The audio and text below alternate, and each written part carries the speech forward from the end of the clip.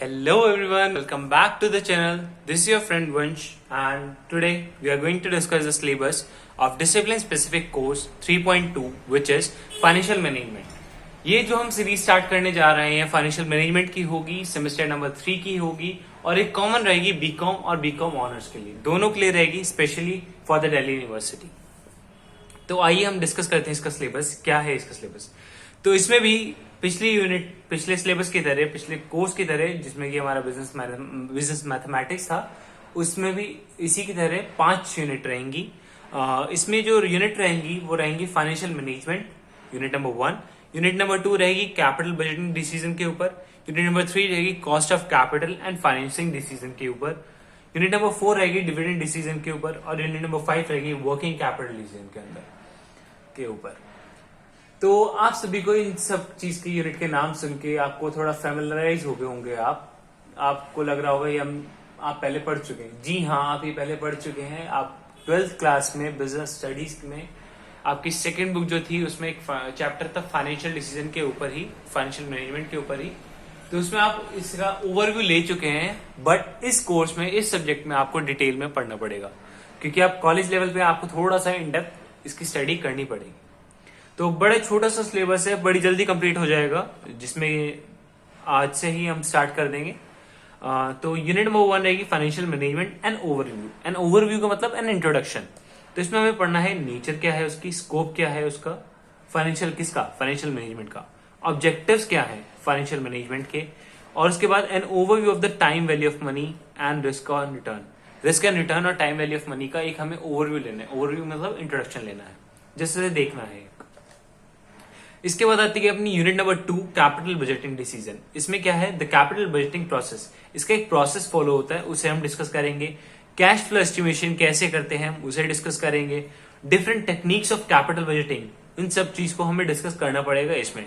इसके बाद रहेगा पे बैक पीरियड क्या होता है, पे बैक पीरियड मार्केट में क्या होता है, और इसके बाद डिस्काउंटेड पे बैक क्या होता है, क्या कौन सा मेथड होता है। Accounting rate of return, ARR भी जिसे बोलते हैं, अकाउंटिंग रेट ऑफ रिटर्न क्या होता है। नेट प्रेजेंट वैल्यू कैसे निकालते हैं और क्या होता है, NPV नेट प्रेजेंट वैल्यू क्या होता है।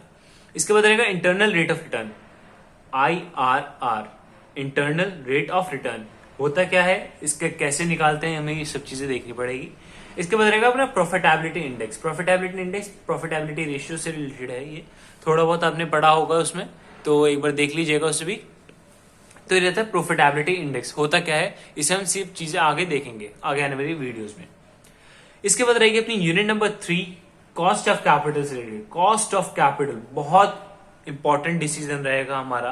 कैपिटल का कैसे उसे लाना है, उसे किस जगह लगाना है, उसका इन्वेस्टमेंट डिसीजन, वो सब चीजें इसमें हम पढ़ेंगे। Cost of capital basically financing decision से रिलेटेड होती है। कॉस्ट ऑफ कैपिटल डिसीजन में क्या रहेगा अपना estimation of components of cost of capital की, क्या क्या कंपोनेंट्स होते हैं कॉस्ट ऑफ कैपिटल के, जैसे कि उसका इंटरेस्ट, उसके प्रोक्योरमेंट कॉस्ट वगैरह जितनी भी आती है, उन सब चीज के बारे में देखना पड़ेगा। इसके बाद रहेगा method for calculating cost of inquiry. Cost of inquiry के कौन कौन से मेथड है कैलकुलेट करने के।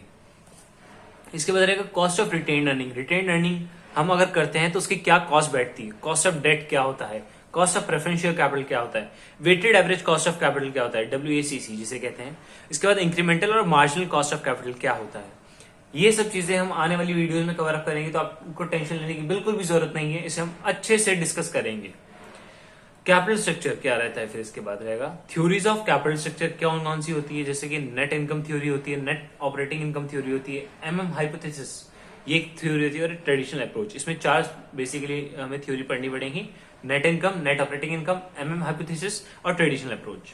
इसके बाद रहेगा operating, financing and combined leverage. Leverage एक बेसिकली लोड होता है, तो उसे कैसे कैलकुलेट करते हैं और क्या क्या होते हैं ये। ऑपरेटिंग लेवरेज क्या होता है, फाइनेंशियल लेवरेज क्या होता है, और कंबाइंड लेवरेज क्या होता है, दोनों का कॉम्बिनेशन ही कंबाइंड लेवरेज कहलाता है। EBIT क्या होता है, EPS एनालिसिस, इसे हमें कैलकुलेट करना पड़ेगा, देखना पड़ेगा कैसे निकालते हैं, और इसके बारे में हम डिस्कस पूरी डेप्थ में डिटेल में डिस्कस करेंगे। EBIT EPS एनालिसिस क्या होता है। इसके बाद रहेगा determinants of capital structure. Determinants क्या क्या है, कंपोनेंट्स जो हमने ऊपर पढ़े थे, इसमें डिटर्मिनेंट्स की क्या क्या डिटरमाइन करने में हेल्पफुल रहते हैं कंपोनेंट्स। इसके बाद रहेगा डिविडेंड डिसीजन। यूनिट नंबर 4 रहेगी डिविडेंड डिसीजन से रिलेटेड। डिविडेंड अगर हम प्रॉफिट अर्न करते हैं तो उसके बाद जो हम डिविडेंड कितना डिक्लेयर करना है, कितना पार्ट हमें रिटेन करके रखना है, उससे रिलेटेड हमारा रहेगा डिविडेंड डिसीजन। तो इसमें रहेगा थ्योरी फॉर रेलिवेंस। रेलिवेंस क्या है उसका, यानी इंपॉर्टेंस और अनइम्पोर्टेंस, या फिर डीमेरिट कह सकते हैं आप। मेरिट और डीमेरिट क्या क्या रहेंगे डिविडेंड डिसीजन के कॉर्पोरेट वैल्यूएशन में। इसमें हमारे 3 से 4 मॉडल रहेंगे। एमएम अप्रोच रहेगा, वॉल्टर्स मॉडल रहेगा, गॉर्डन्स मॉडल रहेगा और डिटर्मिनेंट्स ऑफ डिविडेंड पॉलिसी। ये हमारा लास्ट टॉपिक रहेगा यूनिट नंबर 4 का।